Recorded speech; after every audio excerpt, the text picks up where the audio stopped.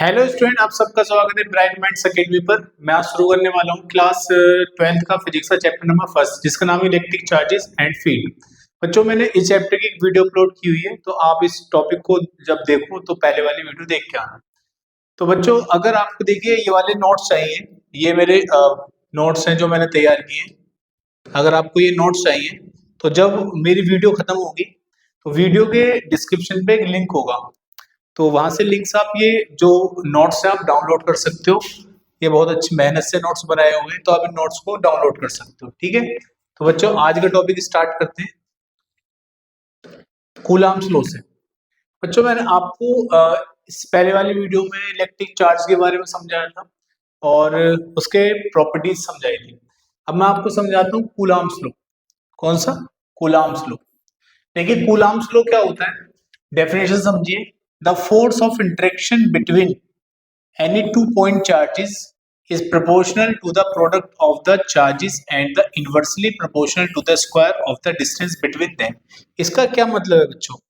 देखिए इसका मतलब है, मान लो बच्चों आपके पास दो चार्ज हैं Q1 और एक चार्ज है Q2। मान लीजिए तो ये प्लस का चार्ज है, ये भी प्लस का चार्ज है। तो बच्चों इनके बीच में रिपल्सन का फोर्स होगा, ये इसको हटाएगा, ये इसको हटाएगा, मतलब ये इधर फोर्स लगाएगा, ये इधर फोर्स लगाएगा। अगर ये बच्चों ये प्लस है, ये माइनस है, तो इनके बीच में अट्रैक्शन का फोर्स होगा। मान लो इनके बीच की डिस्टेंस है r, तो देखा ये जाता है कि जो दो चार्जेस के बीच में जो फोर्स ऑफ अट्रैक्शन होता है या रिपल्सन होता है वो डायरेक्टली प्रोपोर्शनल होता है। F is directly proportional product of charges, यानी कि चार्ज का मैग्नीट्यूड का प्रोडक्ट, Q1 का मैग्नीट्यूड Q2 का मैग्नीट्यूड। और दूसरा देखा जाता है कि F जो होता है वो इनके बीच की डिस्टेंस के स्क्वायर के इनवर्सली प्रोपोर्शनल होता है। तो हमारा फाइनल फॉर्मूला ये बन जाता है, इसको हम बोलते हैं F is equal to F directly proportional Q1 Q2 upon में R स्क्वायर। ठीक है, अब देखिए बच्चों इसके बारे में समझिए थोड़ा सा, यानी कि जो दो चार्ज के बीच का जो फोर्स ऑफ अट्रैक्शन या रिपल्सन है वो डिपेंड करता है फोर्स चार्जेस के मैग्नीट्यूड पर। बच्चों जितना बड़ा चार्ज होगा उनके बीच में फोर्स ऑफ अट्रैक्शन या रिपल्सन उतना ज्यादा होगा। और दूसरा है डिस्टेंस के, मतलब अगर चार्जेस के बीच की डिस्टेंस जितनी ज्यादा डिस्टेंस होगी तो उनके बीच में फोर्स, इलेक्ट्रोस्टैटिक फोर्स क्या हो जाएगा? कम हो जाएगा। अगर बच्चों उनके बीच की डिस्टेंस, दो चार्जेस के बीच की डिस्टेंस को कम करेंगे तो फोर्स क्या हो जाएगा? इंक्रीज हो जाएगा। आई होप आपको समझ में आ गया होगा। बच्चों एक इंपॉर्टेंट बात यहाँ पर, अब देखिए जैसे हमने देखा ये जो फोर्स है इलेक्ट्रोस्टैटिक फोर्स चार्ज के बीच का, वो Q1 मतलब चार्ज के मैग्नीट्यूड के प्रोडक्ट पर डिपेंड करता है और दूसरा डिपेंड करता है उनकी डिस्टेंस के स्क्वायर, उस स्क्वायर पर। बच्चों अब देखिए एक फैक्टर और आता है कि जो फोर्स ऑफ अट्रैक्शन या रिपल्सन है चार्जेस के बीच का, वो मीडियम पे भी डिपेंड करेगा। मतलब दो चार्ज आपने लिए है ना, दो चार्ज को आपने एयर में रखा या वाटर के अंदर रखा, तो सिंपल सी बात है ऐसा हो सकता है कि उनका जो फोर्स है वो वीक हो जाए। मतलब मीडियम पे भी डिपेंड करता है इलेक्ट्रोस्टैटिक फोर्स। तो मीडियम को बताने के लिए यहाँ पर हम एक कांस्टेंट के लेते हैं जिसको हम बोलते हैं कांस्टेंट, क्या बोलते हैं इसको? इलेक्ट्रोस्टैटिक फोर्स कांस्टेंट, जो कि इसकी वैल्यू किस पे डिपेंड करती है बच्चों? Nature of the medium. Medium कौन सा मीडियम है, कैसे मीडियम में रखी गई है? क्योंकि medium force of electrostatic force को कम भी कर सकता है, मतलब मीडियम पे डिपेंड कर रहा है, कम भी हो सकता है फोर्स, हो सकता है किसी मीडियम पे ज्यादा हो जाए। ठीक है, उसके बाद आते हैं बच्चों और एक डिपेंड करता है जो के की वैल्यू है वो डिपेंड करता है सिस्टम ऑफ यूनिट्स पे। मतलब इसका मतलब क्या है बच्चों? सीजीएस यूनिट में जो के की वैल्यू होती है वो 1 होती है, और एसआई यूनिट के अंदर जो के की वैल्यू होती है वो होती है 9 × 10⁹ न्यूटन मीटर स्क्वायर पर कूलम स्क्वायर। यूनिट कैसा है इसकी बच्चों?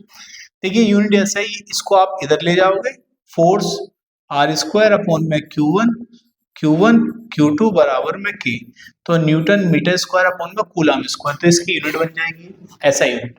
देखिए बच्चों ये जो फोर्स है अगर सेम चार्ज है, सेम चार्जेस रखे हुए हैं जैसे प्लस प्लस या माइनस माइनस, तो इनके बीच में कैसा फोर्स लगेगा? रिपल्सन का फोर्स लगेगा, रिपल्सन का, है ना, रिपल्सिव फोर्स होगा अपोजिट डायरेक्शन। अगर ये डिफरेंट चार्ज है प्लस माइनस, तो इनके बीच में कैसा फोर्स होगा? अट्रैक्शन का फोर्स होगा। आई होप आपको समझ में आ गया होगा। देखिए अब मैं कुछ इंपॉर्टेंट बात समझाता हूँ यहाँ पे आपको। देखिए बच्चों, अभी हमने पढ़ा कूलम्ब्स लॉ के Q1 Q2 अपॉन में आर स्क्वायर। बच्चों जो फोर्स होता है वो डायरेक्टली प्रोपोर्शनल होता है Q1 Q2 के।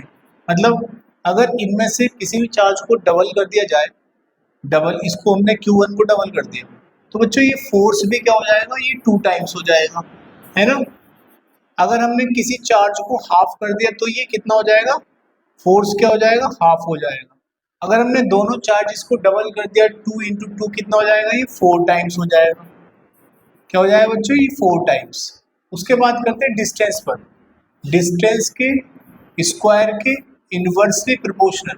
बच्चों अगर हम आर की वैल्यू, मतलब दो चार्जेस के बीच के डिस्टेंस को डबल कर दें, उसको बढ़ा दें, तो यहाँ पे जब आप 2 की वैल्यू रखोगे, यहाँ पे 2 का स्क्वायर, तो कितना हो जाएगा बच्चों? फोर्स 1/4 हो जाएगा। कितना हो जाएगा?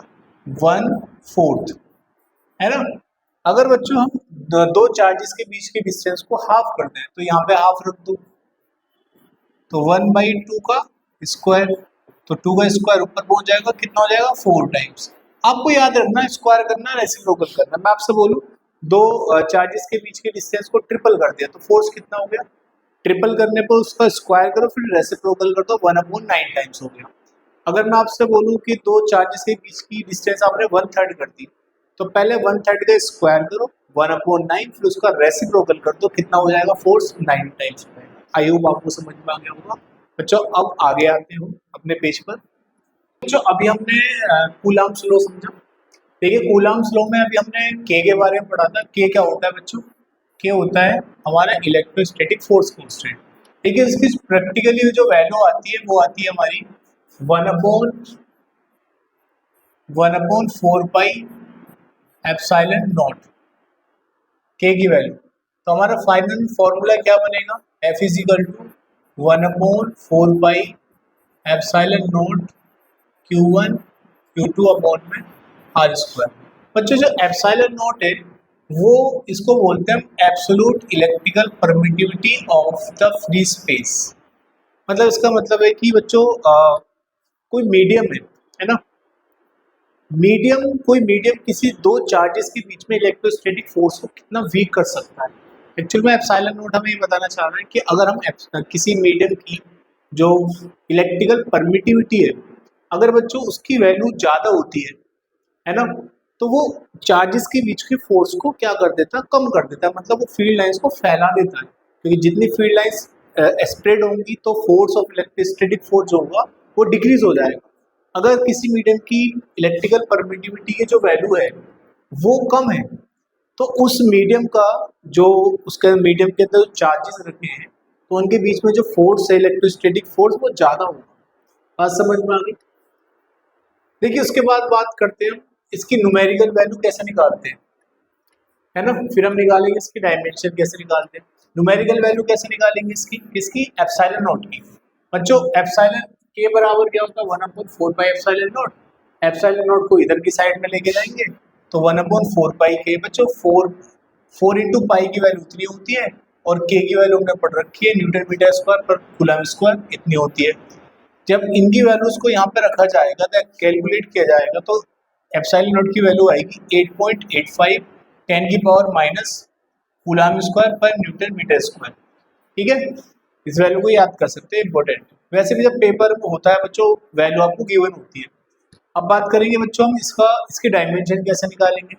देखिए एप्सिलॉन नॉट, अभी मैंने फॉर्मूला बताया कि F बराबर 1/4 pi epsilon not Q1 Q2 upon में आर स्क्वायर। अच्छा एप्सिलॉन नॉट आ गया इस साइड में, F आ गए नीचे, तो ये जो कांस्टेंट है इसकी तो डायमेंशन हो नहीं सकती है। चार्ज की डायमेंशन क्या होती है बच्चों? हमने पढ़ रखा है, 10th वगैरह में पढ़ा होगा आपने। जो I बराबर होता है करंट, वो होता है Q अपॉन में T। तो Q बराबर क्या हो जाएगा? Q बराबर हो जाएगा I इंटू टी। तो आई की ए डायमेंशन ए दिखाते हैं, ए से है ना, और टी की टी होती है। तो एप्सिलॉन की क्या हो जाएगी, इसकी तो ये तो कांस्टेंट, इसकी डायमेंशन नहीं होगी, इसकी हो जाएगी 80, इसकी भी 80 हो जाएगी, तो 80 80। फोर्स की तो आपको याद ही होगी, इंपॉर्टेंट होती है, फोर्स की बहुत ज़्यादा यूज होती है, mlt-2। तो यहाँ पर आ गया mlt-2, और ये डिस्टेंस है, डिस्टेंस का स्क्वायर है तो एल स्क्वायर, एम को ऊपर लेके जाएंगे माइनस हो जाएगा, ये एल और एल, दो और एक तीन हो गया, ऊपर जाके माइनस हो गया, टी की पावर 4, क्योंकि यहाँ पर 1 1 2 हो गया, ऊपर जाके माइनस का 2 प्लस हो जाएगा, तो ए और ए क्या हो जाएगा, ए स्क्वायर हो जाएगा। आई होप आपको समझ में आ गया, याद रखना, इसकी डायमेंशन पूछ ली जाती है, इसकी वैल्यूज भी याद रखना। अब बात करते हैं हम इसकी जो हम निकालेंगे बच्चों, इसकी डेफिनेशन देंगे एक कूलाम चार्ज की, वो कैसे देते हैं बच्चों, अभी हमने फोर्स फॉर्मूला पढ़ा हुआ है, F बराबर क्या होता है, K into Q one Q two upon में आर स्क्वायर। बच्चों अगर हम दो चार्जेस के बीच की डिस्टेंस 1 मीटर लें, दो चार्ज को 1 मीटर के डिस्टेंस पर रखें, और दोनों चार्ज 1 कूलाम के हों, तो उनके बीच में फोर्स कितना लगेगा, देखो इसकी वैल्यू 1, इसकी वैल्यू 1, इसकी वैल्यू 1, तो बस ये बचा है ना, F बराबर K आ गया, और K की वैल्यू आपको पता है ये होती है, तो फोर्स कितना आएगा बच्चों, फोर्स आएगा हमारा 9 इंटू 10 की पावर 9 न्यूटन। अब इसको हम ऐसे डिफाइन करेंगे बच्चों, अगर आपके पास दो चार्जेस हैं Q1 Q2, अगर इनकी वैल्यू 1 कूलाम है, 1 कूलाम है, और 1 मीटर की डिस्टेंस पर रखें, तो इनके बीच में जो इलेक्ट्रोस्टैटिक फोर्स होगा, चाहे वो अट्रैक्शन का हो या रिपल्सन का हो, वो डिपेंड करेगा नेगेटिव चार्ज कैसे ही प्लस है माइनस है, तो वो फोर्स कितना लगेगा उनके बीच में, 9 इंटू 10 की पावर 9 न्यूटन। तो ये डेफिनेशन है इसकी 1 कूलाम की, आप यहाँ से देख सकते हो। आई होप आपको समझ में आ रहा होगा। अब आगे चलते हैं, ठीक है। देखिए बच्चों, अब आते हैं नेक्स्ट टॉपिक पर। नेक्स्ट टॉपिक हमारा coulombs law in vector form. बच्चों जनरली जो इलेक्ट्रोस्टैटिक फोर्स है, कोई फोर्स होता है, वो एक वेक्टर क्वांटिटी होता है, तो जो कूलाम्स लॉ को तो वेक्टर फॉर्म में कैसे लिखा जाता है ये हमें देखना है, क्योंकि वेक्टर है तो वेक्टर फॉर्म में लिखना थोड़ा सही रहता है इसको कूलाम्स लॉ। तो देखिए हम इसका डेरिवेशन करेंगे वेक्टर फॉर्म का, मैं आपको उसको अलग से करके बता रहा हूँ क्योंकि आपको शायद ऐसे समझ में ना आए, लेकिन ये प्रॉपर तरीके से लिखा हुआ है। देखिए करते हैं इसको, ठीक है, नेक्स्ट पेज पे चलते हैं। देखिए बच्चों, हम समझेंगे वेक्टर फॉर्म, समझेंगे कूलाम्स लॉ की। देखिए इसको समझने के लिए मान लो पहले हम एक्सिस बना लेते हैं।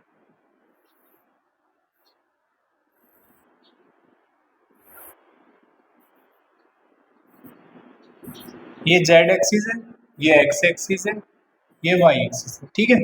मान लो एक चार्ज है यहाँ पे रखा हुआ है Q1 ए पॉइंट पर, तो ये इसका पोजीशन वेक्टर हो गया R1 वेक्टर।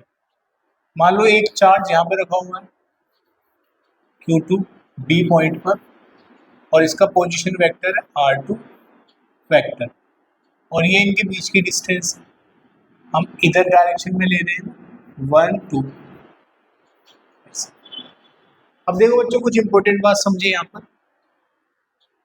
ये जो मान लो दोनों प्लस के चार्ज है, तो ये वाला चार्ज Q2 इस पर फोर्स किधर लगाएगा, इस डायरेक्शन में लगाएगा,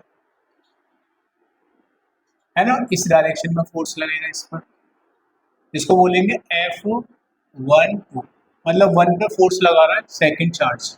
बच्चों ये इस पर इधर लगाएगा F21, यानी कि सेकंड चार्ज पर फर्स्ट चार्ज कितना फोर्स लगा रहा है। अब कुछ इंपॉर्टेंट बात समझो यहाँ पर, देखिए ये मान लो ये O पॉइंट है ना बच्चों, जैसे ये OA, ये क्या है R1 वेक्टर, क्लियर, इसकी डायरेक्शन होगी इधर।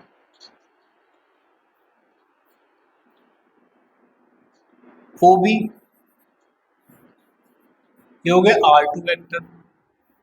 अब निकालूंगा मैं AB डिस्प्लेसमेंट, तो जो ट्रायंगल स्लो लगा लेना इसमें, या नॉर्मली आप वेक्टर पढ़ लोगे ना मैथ में, तो इसको ऐसे लिखा जाता है, इसका पोजीशन वेक्टर पहले लिखा जाता है OB माइनस OA वेक्टर। समझ में आ रही बात, नहीं आ रही तो मैं समझाता हूँ आपको। इसमें क्या करा हमने, जैसे आपने ट्रायंगल बनाई है एक ही ऑर्डर में, ये R1 हो गया, ये हो गया हमारा R12 वेक्टर, ठीक है। दो वेक्टर को हमने इसकी हेड को इसकी टेल से जोड़ दिया, जो उसकी ट्रायंगल हमने पढ़ा होगा 11th क्लास में, इसकी जो थर्ड साइड होगी है ना, थर्ड साइड ट्रायंगल की, वो लेंगे हम कौन सी डायरेक्शन में, अपोजिट डायरेक्शन में। तो ये R2 की वैल्यू क्या होती है, R2 मतलब ये क्या होता है, इनका रिजल्टेंट होता है ना R2, किस किस का, इन दोनों का, R1 प्लस R2 वेक्टर। तो R12 की वैल्यू क्या होगी, R2 vector minus R1 vector. ठीक है, आपको समझ में आ गई होगी।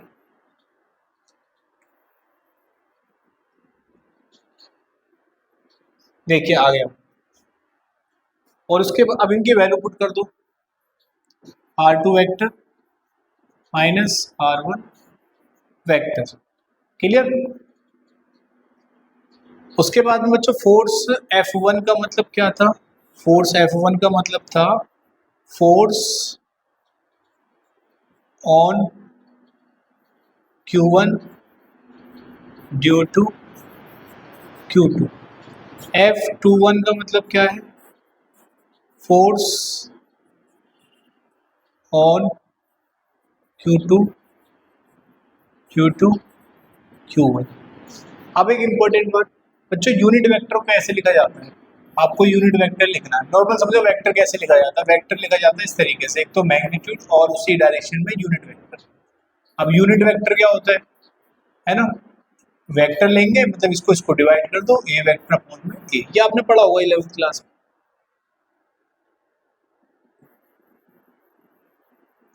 देखिए अब आगे चलते,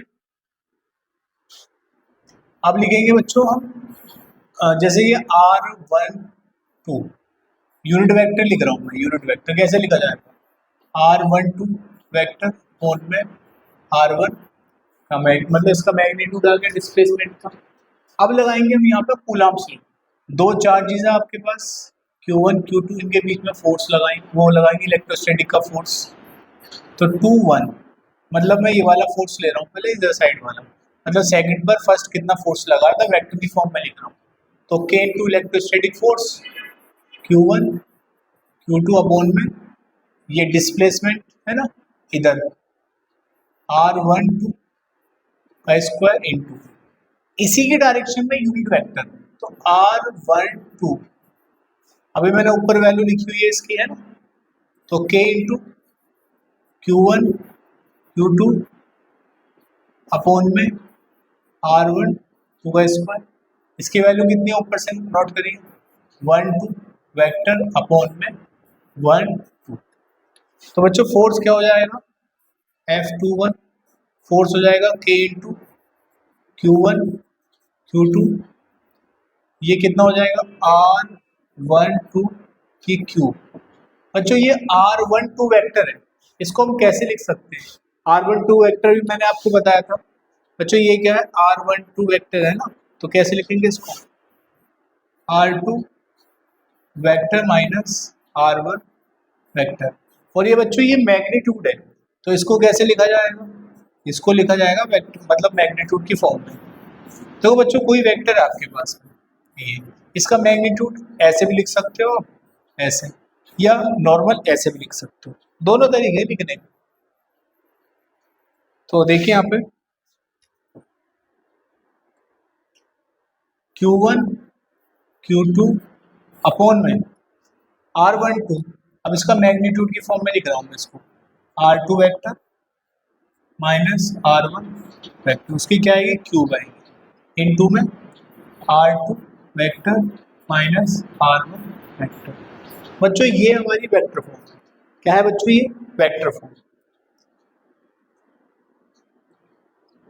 अब देखिए यहाँ पर हम अगर इसमें से माइनस कॉमन ले लें तो ये पहले आ जाएगा, ये बाद में आएगा, तो थोड़ा सा चेंज हो जाएगा ये है ना। तो F21 अगर हम यहाँ पे क्या ले लें बच्चों, माइनस कॉमन ले लें, तो ये बन जाएगा Q मतलब K Q1 Q2 अपॉन में R2 vector minus R1 vector, यह हो जाएगा हमारा R1 vector minus R2 vector. बच्चों ये क्या है, ये बता कौन सा फोर्स है, ये वाला फोर्स है। तो R12 बराबर आ गया माइनस F1, मतलब ये जो इलेक्ट्रोस्टैटिक फोर्स होता है, मतलब दो चार्ज के बीच में जो फोर्स लगता है, ये बच्चों न्यूटन के थर्ड लॉ को फॉलो करते हैं, मतलब जितना फोर्स पहला चार्ज लगेगा दूसरा भी उतना ही चार्ज। देखिए बच्चों, अभी हमने कूलम्ब्स लॉ की वेक्टर फॉर्म पढ़ी, तो अब आते हैं नेक्स्ट टॉपिक पर। बच्चों जो इलेक्ट्रोस्टैटिक फोर्स जो हमने पढ़ा, वो दो चार्जेस के बीच में is not affected by the presence और absence of any other charges. इसका मतलब है, मान लो एक चार्ज है Q1, दूसरा चार्ज है Q2, इनके बीच में मान लो 2 न्यूटन का फोर्स लग रहा है। तो अगर यहाँ पे कोई तीसरा चार्ज रखा है, कोई चौथा और बहुत सारे चार्ज रखे, तो इनके बीच में जो फोर्स लगेगा, इनके बीच में जो फोर्स लगेगा, या इसके और इसके बीच में जो फोर्स लगेगा वो 2 न्यूटन, मतलब ये जो फोर्स है 2 न्यूटन का, ये अफेक्टेड नहीं होगा। कितने भी चार्ज रख दो, इनके बीच में जो फोर्स लग रहा है वही लगता रहेगा 2 न्यूटन का। ठीक है, और बात करते हैं तीसरा पॉइंट और सेकंड पॉइंट। जो सेकंड पॉइंट क्या है, जो इलेक्ट्रोस्टैटिक फोर्स होता है बहुत ज्यादा स्ट्रॉन्गर होता है ग्रेविटेशन फोर्स से। आपने देखा होगा, हमने एक कंगा लिया, सूखे वालों पर रगड़ा, कागज के छोटे छोटे पीस को वो अटैक करने लग जाता है। बच्चों अगर ग्रेविटेशन फोर्स स्ट्रॉन्ग होता इलेक्ट्रोस्टैटिक फोर्स से, तो वो कागज जो थे, जो अर्थ पर पड़े थे सरफेस पर, तो वो ऊपर ही ना उठते, वो उसको खींचे रखता ना अंदर। तो इलेक्ट्रोस्टैटिक फोर्स की वैल्यू ज्यादा होती है, बहुत स्ट्रॉन्ग होता है, इसलिए तो कागज को ऊपर उठा देता, वो खींच लेता अर्थ के अपोजिट, उसके जो ग्रेविटेशन फोर्स है उसके अपोजिट। तो यानी कि इलेक्ट्रोस्टैटिक फोर्स से क्या होता है बच्चों, स्ट्रॉन्ग होता है। अब बात करते हैं डाइलेक्ट्रिक कांस्टेंट पर। बच्चों डाइलेक्ट्रिक कांस्टेंट क्या होता है, ये इसको बोलते हैं रिलेटिव इलेक्ट्रिकल परमिटिविटी। बच्चों ये बताता है आपको कि कौन सा मीडियम के बीच में कितना ज्यादा फोर्स, इलेक्ट्रोस्टैटिक फोर्स लग रहा है या कितना कम लग रहा है। जैसे हम डेंसिटी निकालते थे, डेंसिटी रिलेटिव डेंसिटी होती थी, नीचे वाटर की डेंसिटी, ऊपर किसी मीडियम की डेंसिटी।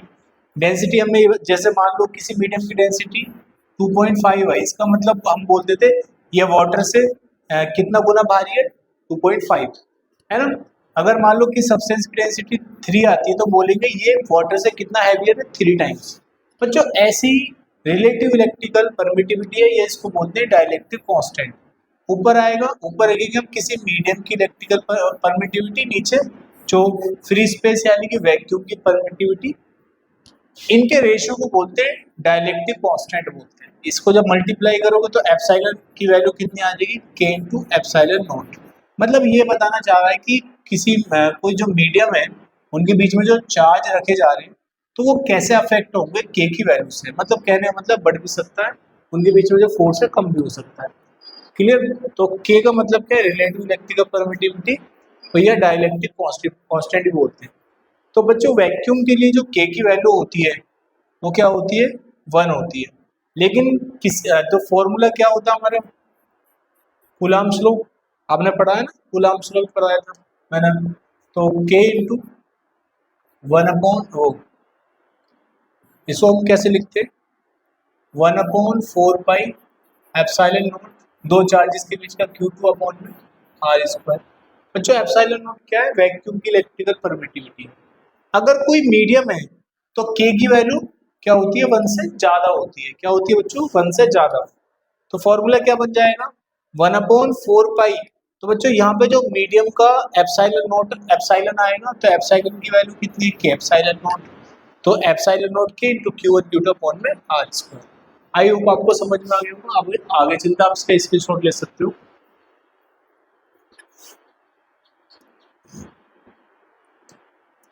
देखिए बच्चों, अब जो टॉपिक है हमारा,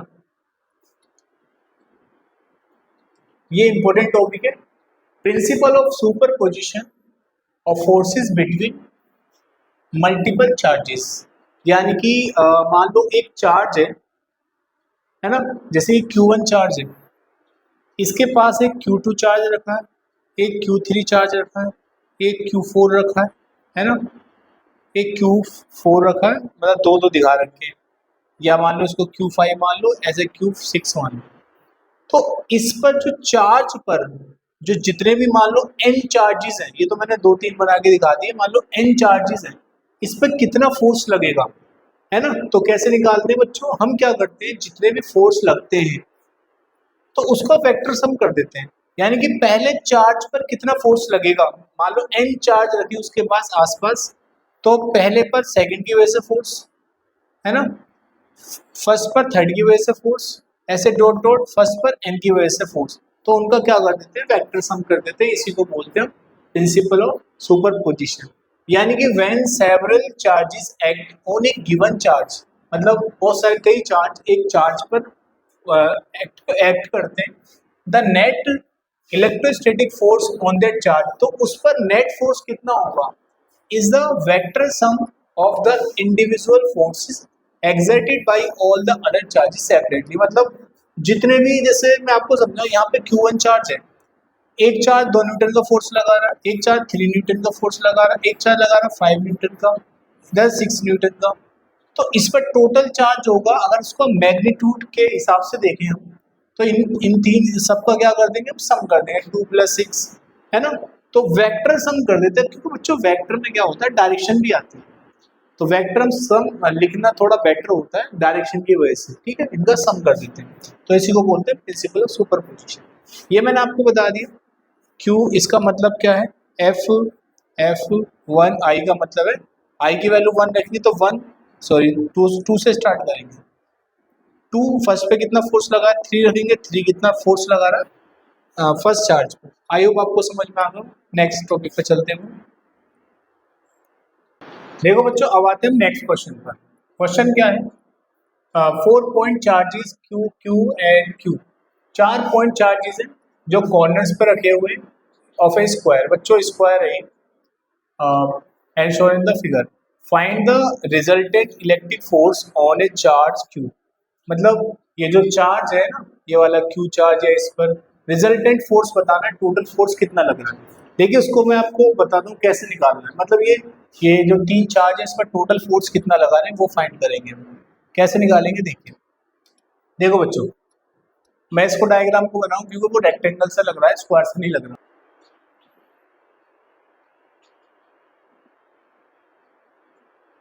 तो कलर थोड़ा सा कोई सा कलर ले लेते हैं। देखिए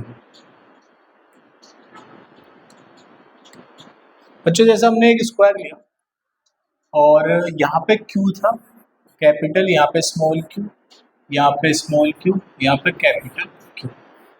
बच्चों देखो, ये पॉजिटिव चार्ज है चारों, तो ये इस पर कितना फोर्स लगा रहा होगा, इस डायरेक्शन में इधर, मतलब ये इसको इधर फोर्स लगा रहा होगा, तो इस पर इधर फोर्स लग रहा होगा। मान लो हमने नाम दे दिया F1, तो ये इस पर इधर फोर्स लगा रहा होगा, इसको नाम दिया हमने F2। बच्चों जब आपको गिवन है ये कितना है, ये A, मतलब ए डिस्टेंस गिवन है, मतलब ये साइड दे रखी है स्क्वायर की। तो बच्चों ये डायगोनल कैसे निकालोगे आप, √2a पाइथागोरस थ्योरम लगाओगे, इतना तो आपको पता होगा, है ना। मतलब इस वाले ट्रायंगल में पाइथागोरस थ्योरम लगा देना। तो बच्चों ये फोर्स लगा रहा होगा इस पर इधर, इस डायरेक्शन, इसको नाम दिया मैंने F3। क्या नाम दिया मैंने इसको, F3। अब बच्चों ध्यान से समझो, देखिए आपने 11th क्लास में पढ़ा होगा, जब दो फोर्स हैं, मतलब दो वेक्टर हैं, ए वेक्टर एक बी वेक्टर, अगर इनके बीच में 90 डिग्री का एंगल होता है तो रिजल्टेंट कैसे निकालते हैं, रिजल्टेंट निकलता है √a का स्क्वायर b का स्क्वायर प्लस के 2ab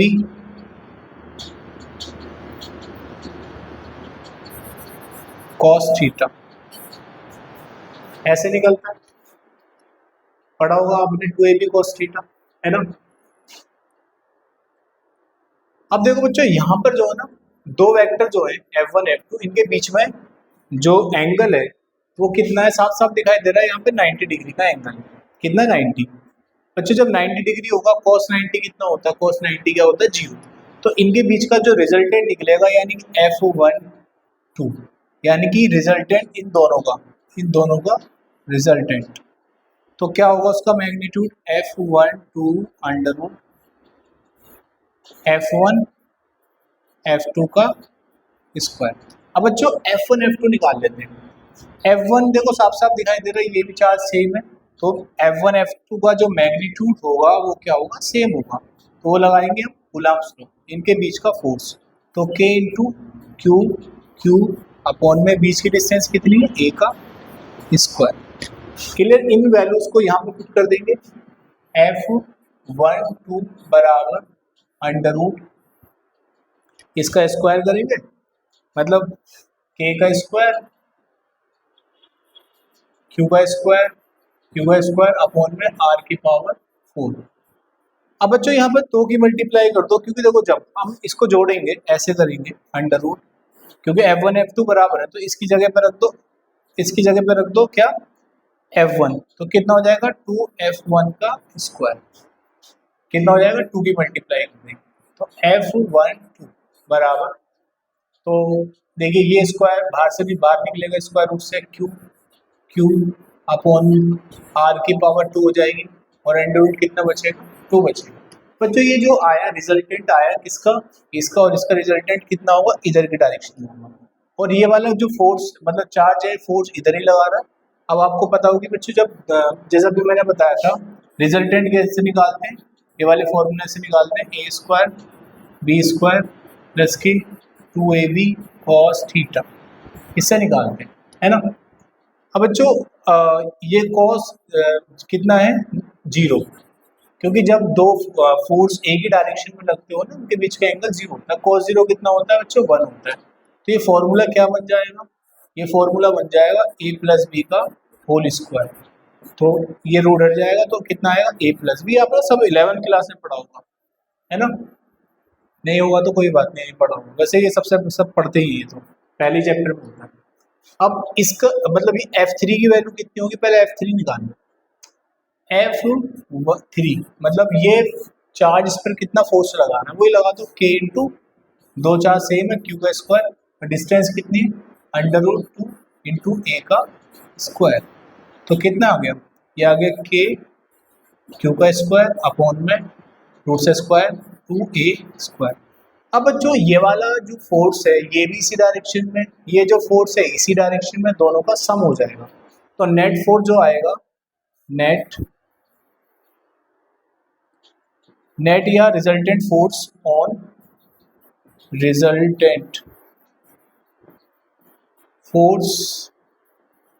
ऑन क्यू, तो रिजल्टेंट फोर्स क्या होगा, दोनों का ऐड कर दो, F1 प्लस F2, इनका सम करना, कुछ नहीं है, सम कर दो इसको, इसको लिखो K Q अपॉन में R स्क्वायर अंडर रूट कितना आएगा, 2 आएगा प्लस, तो यहाँ पर कितना है K इंटू क्यू का स्क्वायर अपॉन में 2a स्क्वायर, भाई इतना छोटा है, क्लियर, समझ में आ गया सबको अच्छे से। अब आगे चलिए, आप इसके स्क्रीनशॉट ले लो।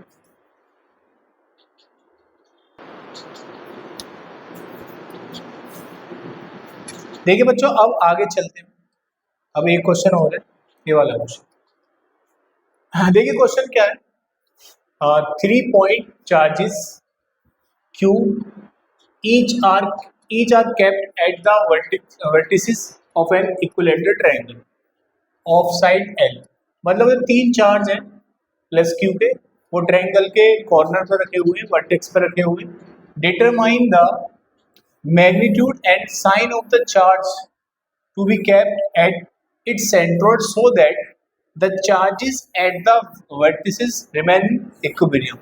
देखिए इसका मतलब समझिए पहले क्वेश्चन का,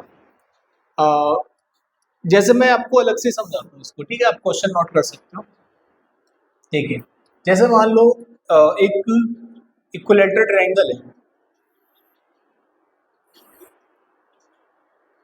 बच्चों, यहाँ पे बना रहा हूँ मैं,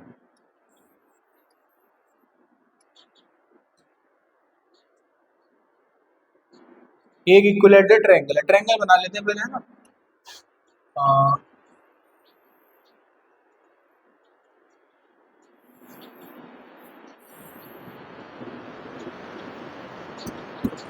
थोड़ा सा बड़ा कर लो इसको।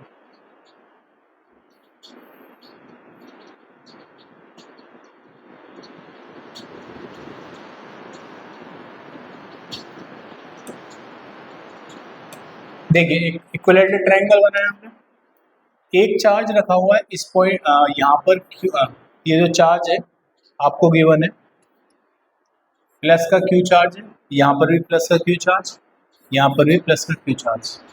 इसको हम नाम दे देते हैं ए पॉइंट, इसको बी पॉइंट, इसको सी पॉइंट। तो बच्चों हमसे पूछ क्या रहा है ये क्वेश्चन में, हमसे पूछ रहा है कि एक सेंट्रोइड, मतलब बच्चों सेंट्रोइड क्या होता है, पहले सेंट्रोइड समझो। कोई इक्विलेटरल ट्रायंगल है कोई भी, तो बच्चों अगर हम इसकी मीडियन खींचेंगे, मीडियन क्या होती है, जो सामने वाली साइड को दो पार्ट्स में डिवाइड करती है, तो इसकी मीडियन होगी, इसकी मीडियन होगी, इसकी मीडियन होगी। ये जहां पर इंटरसेक्ट करेंगे ना, जो पॉइंट जिस पॉइंट में मिलेंगे उसको सेंट्रोइड बोलते हैं, उस पॉइंट को क्या बोलते हैं, सेंट्रोइड। तो यहाँ पर एक चार्ज रखा हुआ है, मतलब एक चार्ज आपको रखना है यहाँ पर, तो वो किस मैग्नीट्यूड का हो, यहाँ पर सेंट्रोइड पर, तो सेंट्रोइड मान लो यहाँ पर है ना, ये एक क्यू चार्ज रखा है, तो हमें बताना है कि उसकी वैल्यू क्या है ना, और साइन क्या है। इसको रखने पर ये पूरा सिस्टम क्या हो जाए, एक तरीके से ये इक्विलिब्रियम में आ जाए। अब करना कैसे, देखिए ये प्लस का क्यू चार्ज, ये भी प्लस का, तो ये इस पर, ये वाला चार्ज इस पर फोर्स कैसे लगाएगा, इस पर लगाएगा इस डायरेक्शन में, है ना, तो इस डायरेक्शन में फोर्स लगाएगा, इसको आप नाम दे दो F1। बच्चों ये वाला जो चार्ज है इस डायरेक्शन में फोर्स लगाएगा ऐसे, इसको नाम दे दो आप F2। समझ में आ रही बात, देखो ये इस पर ऐसा फोर्स लगा रहा है, ये इस पर ऐसा फोर्स लगा रहा है, लेकिन इन दोनों ये जो फोर्स हैं इधर उधर, इनका रिजल्टेंट इधर से निकल के जाएगा, मतलब इन दोनों का जो इफेक्ट होगा, इफेक्टिव फोर्स होगा, उसकी डायरेक्शन इधर होगी, ऐसा खींच रहा होगा, मतलब इन दोनों, ये दोनों फोर्स जो लगा रहे हैं उसका इफेक्ट ऐसा होगा इस वाले चार्ट पे, ये इसको इधर खींच रहा होगा। लेकिन अगर हम इसको ऐसे खींचने लगे तो ये क्या आ सकता है, इक्विलिब्रियम में आ सकता है। एक तो बात क्लियर है कि यहाँ पर जो रखना पड़ेगा वो नेगेटिव चार्ज रखना पड़ेगा, क्योंकि जब इन दोनों के इफेक्टिव फोर्स इधर खींच रहा है उसको, तो इसको इधर खींचने वाला होना चाहिए जिससे कि बराबर फोर्स आ जाए, जिससे कि इक्विलिब्रियम में आ जाए। क्लियर। अब ये फाइंड कैसे करना है बच्चों, सबसे पहले आप निकालो F1 F2 की वैल्यू। ये जो लेंथ आपको L गिवन है, साइड कितनी गिवन है, L, तो इन दोनों के बीच का जो फोर्स है वो है F1, तो F1 और F2 का जो मैग्नीट्यूड है वो बराबर है, क्योंकि दोनों की इसकी साइड इसकी डिस्टेंस यहाँ से सेम है, तो K इंटू इनके बीच का फोर्स लगा रहा हूँ Q का स्क्वायर अपॉन में L का स्क्वायर। बच्चों अब देखो यहाँ पे एंगल, यहाँ पे दो फोर्स है F1 F2, क्योंकि ये वो होता है हमारा वेक्टर क्वांटिटी होती है, तो इनका दोनों का जो रिजल्टेंट आएगा वो यहीं से आएगा कहीं, है ना। अब इनके बीच का एंगल कितना, एंगल देखो बच्चों, ये एंगल कितना 60, ये 60, तो ये एंगल कितना हो जाएगा 60 हो जाएगा, इसका मतलब इनके बीच का एंगल कितना 60, तो फोर्स लगा वो लगा देंगे रिजल्टेंट फोर्स वाला फॉर्मूला, तो F बराबर F1 2, मतलब F1 और 2 के बीच का resultant force under root F1 square F2 square plus 2 F1 F2 cos 60। बच्चों F1 F2 की वैल्यू क्या है, इक्वल है F1 2 अंडर रूट, बच्चों यहाँ पे F2 की जगह F1 रखते हो तो कितना हो जाएगा 2F1 स्क्वायर, कितना हो जाएगा 2F1 स्क्वायर, F1 F2 क्या हो जाएगा, यहाँ पर भी 2F1 स्क्वायर, cos 60 कितना होता है बच्चों 1/2 होता है, ये इससे कैंसिल हो जाएगा, तो अंडर रूट कितना आ गया 2F1 का स्क्वायर, F1 का स्क्वायर ये हो गया 3F1 का स्क्वायर, फिर आ गया अंडर रूट 3F1, तो F1 2 कितना आ गया अंडर रूट 3, बच्चों F1 की वैल्यू ये वाली है, तो K Q स्क्वायर अपॉन में L का स्क्वायर, ये हमारे F1 1 2 की वैल्यू है। क्लियर। अब बच्चों हमने निकाली इनका रिजल्टेंट, वो जो कि रिजल्टेंट कहाँ से होके जाएगा बच्चों, रिजल्टेंट जाएगा यहाँ से होकर, ठीक है, मतलब यहाँ पर F, ठीक है, यहाँ तक F1 2 क्या हो गया इसका, इस पर इन दोनों के इफेक्टिव फोर्स इधर लगा। अब हम क्या करेंगे, हम निकालेंगे ये जो चार्ज रखा है यहाँ पे Q, इसके उसके बीच का फोर्स निकालेंगे। ये जो चार्ज है हम इसको मान लेते हैं नेगेटिव होना चाहिए वैसे ही, जो इसको इधर खींचेगा, तो इसका हम निकाल लेते हैं मैग्नीट्यूड। क्या निकाल लेते इसका, मैग्नीट्यूड निकाल लेते। ये हम ऐसे बोलेंगे, ये जो फोर्स है, ये फोर्स निकालते हैं पहले इसके बीच का, इसको बोल रहा हूं मैं, ये जो फोर्स लगा रहा है ना इस पर, इसको बोल रहा हूं मैं F3। F3 ठीक है बच्चों। F3 फोर्स क्या है, इन दोनों के बीच का force K into Q, Q upon में। बच्चों ये डिस्टेंस कैसे निकालोगे, इसको समझ लो जरा ध्यान से, इंपॉर्टेंट है ये डिस्टेंस। इसको तो चलो बाद में निकालूंगा, पहले डिस्टेंस निकाल लेता हूँ, ये डिस्टेंस इंपॉर्टेंट है। मतलब ये डिस्टेंस कैसे फाइंड करोगे, देखो बच्चों ये मैं यहाँ से परपेंडिकुलर खींचा, मतलब मीडियन है, मीडियन होगी ना ये, तो ये कितनी हो जाएगी डिस्टेंस, ये हो जाएगी L/2। इस पूरी को मान लो आप, मैं थोड़ा सा बना के समझा दूँ क्योंकि आपको समझ में नहीं आएगा ऐसे। बच्चों ये होगी मीडियन, ये हो गया इसका सेंट्रोइड, है ना, क्या हो गया इसका सेंट्रोइड पॉइंट हो गया ये वाला। ये देखो कितनी है, ये L/2, ये कितनी है बच्चों L है। पहले मैं सबसे पहले ये निकाल रहा हूँ टोटल, मैंने इसको नाम दिया A B C, इसको D नाम दे दूँ। पहले मैं ये निकाल रहा हूँ, है ना, पूरी निकाल रहा हूँ AD। कैसे निकालेंगे, पाइथागोरस थ्योरम से, है ना। तो कैसे निकालेंगे बच्चों, पाइथागोरस थ्योरम से। L का स्क्वायर बराबर इसका स्क्वायर, L/2 का स्क्वायर प्लस इसका AD का स्क्वायर, तो इसको इधर माइनस कर दो, L का स्क्वायर माइनस L का स्क्वायर अपॉन 4 बराबर AD का स्क्वायर, माइनस करेंगे तो 3L का स्क्वायर अपॉन 4 बराबर AD का स्क्वायर। AD बराबर कितना आ गया, रूट लगाओगे इधर तो √3L/2। आई होप आपको समझ में आ गया होगा। नेक्स्ट पेज पे जा रहा हूँ, ठीक है, आप इसको स्क्रीनशॉट ले लो जल्दी से, भूल जाओगे नहीं तो। बच्चों हमारे पास AD की वैल्यू कितनी आ गई, √3L/2। तो AD कितना है, AD बराबर है √3L/2। और बच्चों एक इंपॉर्टेंट बात यहाँ पर, जैसा आपके पास एक ट्रायंगल है ABC, बच्चों इनकी जो मीडियन होती है ना, जैसे हमने मीडियन खींची, ये मीडियन होगी, अब इसका जो सेंट्रोइड होगा, ये सेंट्रोइड है, C मानो, C मत मानो, इसको कोई ओ नाम दे दो, सेंट्रोइड। तो बच्चों जो सेंट्रोइड होता है, किसी भी मीडियन को वो 2:1 के रेशियो में क्या करता है, डिवाइड करता है। मतलब ये जो टोटल डिस्टेंस है, आप उसको 3 यूनिट मान लो, क्या मान लो, 3 यूनिट। मतलब जो 3 की वैल्यू है वो किसके बराबर है, √3L/2 के बराबर है। तो एक यूनिट की वैल्यू कितनी आएगी, √3L/2 इंटू 3। तो 1 यूनिट की वैल्यू कितनी आ गई, 1 यूनिट की वैल्यू आ गई बच्चों √3/3 कितना हो जाएगा, नीचे रूट आ जाएगा ना, पावर 1 बड़ी है, तो L/2 √3। लेकिन हमें निकालनी है ये वाली वैल्यू, एक यूनिट की वैल्यू इतनी है, तो बच्चों 2 यूनिट की वैल्यू कितनी हो जाएगी, इसमें 2 की मल्टीप्लाई कर दो, 2 बराबर कितना हो जाएगा, जब 2 की करोगे मल्टीप्लाई, इसमें 2 से 2 कट जाएगा, तो कितना आएगा L/√3। समझ में आ गया यहाँ तक।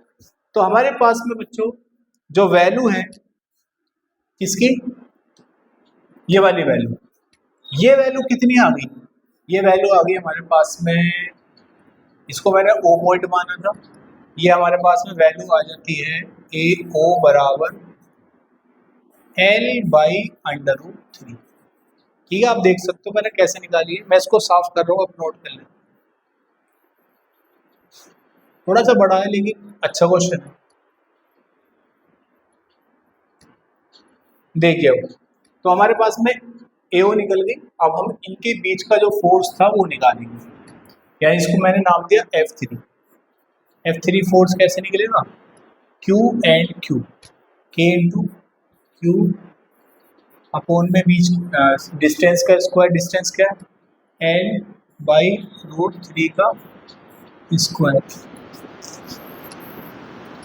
F3 is equal to K Q upon में बच्चों L का स्क्वायर, ऊपर रूट से स्क्वायर करके कितना हो जाएगा, 3 हो जाएगा। बच्चों ये जो फोर्स आया, ये वाला फोर्स आया जो इधर खींच रहा है इसको, और इधर वाला ये वाला फोर्स है, ये इक्विलिब्रियम में कब आएगा, जब ये दोनों फोर्स का मैग्नीट्यूड क्या होगा, बराबर होगा। यानी कि F3 किसके बराबर होगा, F12 के, है ना, अभी तो बराबर आ सकते हैं ये। अब F3 की वैल्यू क्या है बच्चों, K क्यू अपॉन में L का स्क्वायर मल्टीप्लाई में 3 बराबर F12 कितना है, F12 हमारे पास में ये वाली वैल्यू √3 K क्यू का स्क्वायर अपॉन में L का स्क्वायर। अब ये कैंसिल आउट हो जाएगा, इससे K से K कट गया, है ना, एक क्यू से एक क्यू कटेगा, तो क्या बचा हमारे पास में, ये बचा 3Q बराबर √3 और यहाँ पर बचा Q। तो बच्चों Q की जो वैल्यू आएगी वो आएगी √3 अपॉन में 3Q, जिसको लिख सकते हैं 1 अपॉन में √3 इंटू Q। बच्चों लेकिन यहाँ पे एक इम्पोर्टेंट बात जो सबसे ध्यान देने, क्योंकि ये मैग्नीट्यूड आ गया है तो निकल कर, है ना, मैग्नीट्यूड, लेकिन ये जो साइन आएगा इसका वो क्या आएगा, नेगेटिव आएगा, साइन हम बोल सकते हैं नेगेटिव। नेगेटिव क्यों होगा बच्चों, जब नेगेटिव होगा तभी तो इसको इधर खींचेगा, नहीं तो ये उधर ही खींच देगा अपोजिट डायरेक्शन। तो आपको समझ में आ गया होगा। अब आगे चलते हैं बच्चों, आप स्क्रीनशॉट ले लो इसका।